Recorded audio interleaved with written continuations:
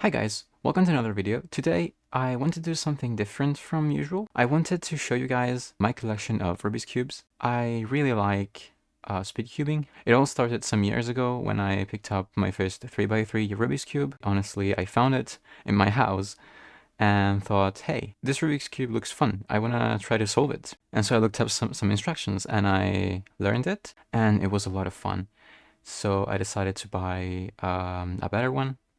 And then I got interested in other types of cubes and I started watching videos online about competitions and all sorts of things. It's a world that I want to introduce you to today. If you don't know much about it, then I hope you will have fun and also learn something new. All right, so without further ado, I will do a small hand reveal. But yeah, I'm gonna show you my cubes. So here we are. This is my desk. Hi, nice. This is my hands. Hi, nice. Anyway, so the first cube that I'm gonna show you guys is Rubik's cube, I guess. It's a Rubik's original brand, and I found this in my house. It was probably my parents. But yeah, this is the first cube that I picked up when I wanted to learn how to solve it. And it's a bit stiff. It's very old. So yeah, I think this cube has seen better days, but I mean, you can still do something with it, I guess. Very wobbly pieces and bits. Well, anyway, that's my first 3x3. After I learned how to use this, I wanted to buy a better one, so I bought this one, which is a V-cube, and it's a bit better than this one. The pieces come off quite easily, as you can see. If I can, okay, like this. See, pieces come off very easily, and because it has no like big mechanisms inside, it's just put together with physics. Physics. I remember I really liked this cube back in the day when I bought it, because it was way better than this one, and it turns way faster, but it has no magnets, so sometimes it's not very precise. So if you want to speed cube, this is probably okay, but not great. So it's just for people that want to improve their time and maybe are used to a very bad cube like Rubik's. I'm not discriminating, but usually Rubik's brand is one of the worst around. But yes, so this one is kind of okay. Then before I get to my main 3x3, where I'm just gonna show you guys this funny 3x3 Lego cube. I mean, it actually turns all right. Like it's a bit fluid, but not too much. Have I messed up? Yeah, I messed it up. So yeah, this is just a silly cube that I bought in a shop on the highway, so nothing crazy special to it. I think the colors are wrong. But anyway, well, we got that too. And let's not forget the 3x3 keychain cube. It's really cute. I mean, you can't deny how cute it is. Like, look at it. Look at it. Like, anyway, it moves very fluidly because I put lube on it. So now it's a, like, miniature speed cube, basically. It's very hard, it turns. Yeah, so it turns very nicely, but it doesn't have magnets because it's so small. So sometimes it just gets stuck in the middle. Anyway, we got this, and now we'll move on to my main 3x3 cube, which is a GAN 356 Air SM. So this is a cube that you usually would buy. I bought it on Amazon, this one, and as you can see, this one too has seen better days. The stickers are kind of, well, coming off. Like this one, I know I'm supposed to take this off. It's not really supposed to be there for a long time, but anyway, just don't mind this. But anyway, this is the like best 3x3 that I've ever had, and it is one of the best brands on the market, or at least it was when I first bought it. But there's a lot of new brands, and especially Chinese brands, that create very high quality cubes for competitions, and they outdo these ones by a lot. Overall, I really got used to this one. I'm very familiar with the feel that it has, there is this like sort of like grew on me, and it also has magnets. That's what the M in the name stands for. Wow. But yeah, overall, it's a very nice cube, and it feels really good to play around with it and to make solves. I got my PB on this cube, which was something like 28 seconds.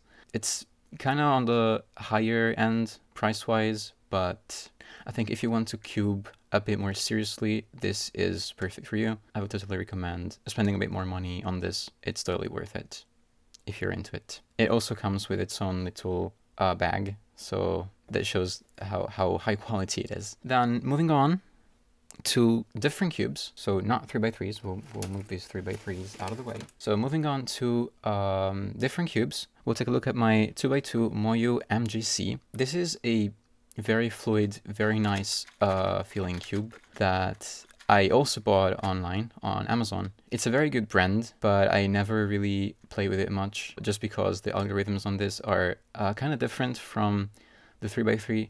I mean, not completely, but I am a very lazy person. Sometimes it takes me a long time to learn a lot of algorithms, especially for Rubik's cubes. So I kind of gave up on this. I used to know how to solve it a bit better, but now I kind of just go based on my knowledge of 3x3 algorithms. Anyway, this is the 2x2.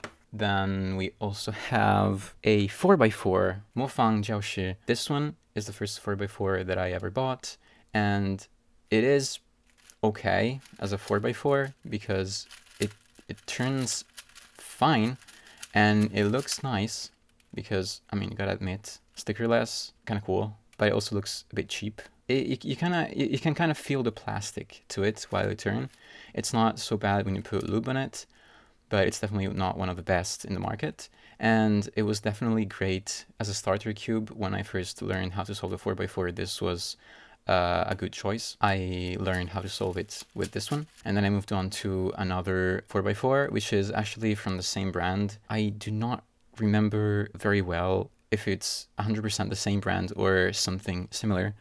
But this is also the 4x4 Mofang Joshi, and I am not sure what's going on with the brand because this had the same name, but it's clearly different. If you know anything, just let me know in the comments. I mean, overall, I had a very great experience with this one because it's magnetic. It has magnets.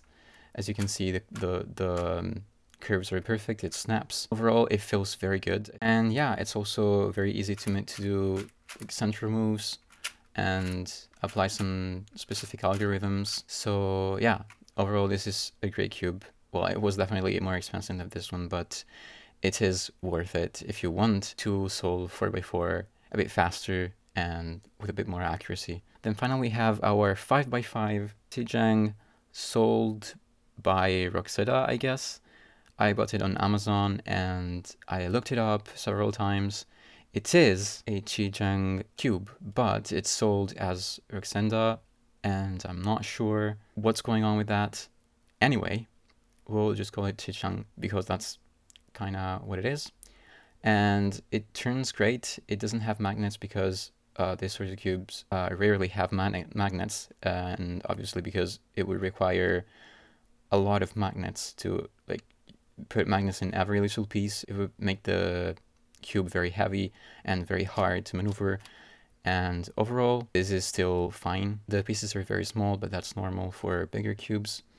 And it turns alright, I guess. Sometimes I do have to use my hand instead of my finger to turn it. And a lot of speedcubers will be shaking their heads watching this, but I'm sorry, I'm not a professional 5x5 speedcuber.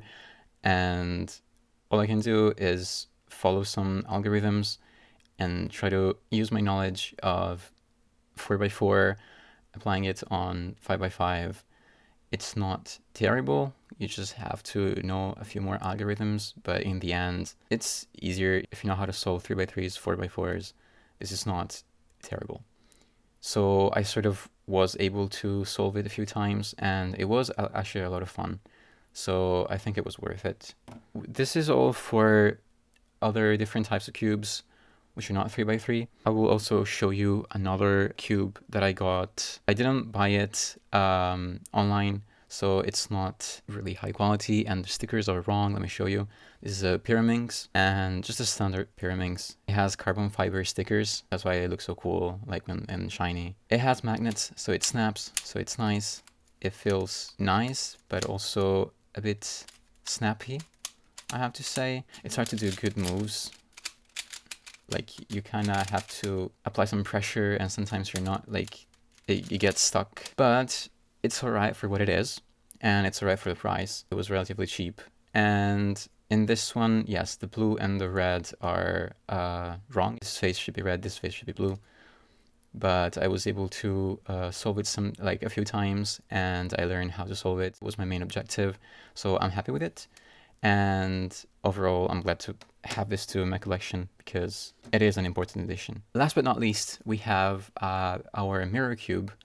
This was also bought on Amazon, of course. It's very easy, at least for me, to find good cubes online, because in real life, it's usually hard to go in the store and find a good brand of cubes, or an expensive ones for that matter. So this one was bought online. It was a gift, and I really love it. I love how it looks. It's very cool. I love mirror cubes. It's a little harder to solve than the 3x3, but purely because you can't go on based off of colors. You have to base yourself off of the size of the pieces. So when it's scrambled, it looks like a mess, and it's pretty cool to like try to approach it and like figure out how to solve it, how to start solving it. It's a lot of fun. I like it. So that is all the cubes that I wanted to show you guys today. This is my whole collection. This is all the cubes that I've accumulated over the years, and I hope you like them. So yeah, guys, if you enjoyed this video, leave a like and let me know in the comments what I should show you next. And also leave suggestions about the video in general. And let me know what you think of the cubes. And also, if you want more videos like this, where I show you guys some in real life stuff, remember to subscribe to the channel if you haven't already, and hit the notification bell so you won't miss any new upload. Anyway, that's it for now. Have a good day.